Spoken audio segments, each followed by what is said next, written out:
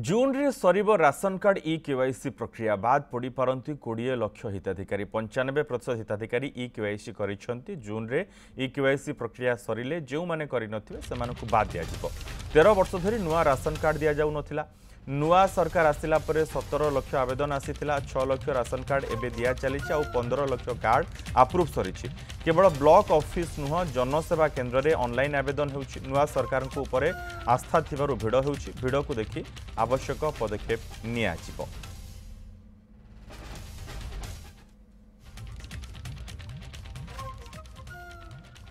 13 वर्ष धरी नुआ राशन कार्ड लोक दि जाई नथिला।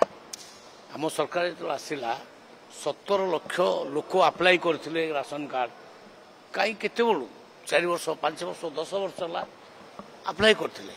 आमे फर्स्ट टाइम आमर माननीय मुख्यमंत्री 6 लाख राशन कार्ड को अप्रूव कले आउ दिया चली बंटन प्रक्रिया बर्तमान चली आहरी 15 लाख आउ राशन कार्ड अप्रूव हो सारा। आपन जानिक खुशी हे ई केवाईसी कला बर्तमान ई केवाईसी 95% आम सरी जाइए। आहरी 5% ई केवाईसी हो पार ना। लगभग 22 लाख लोक एपर्त ई केवाईसी करना।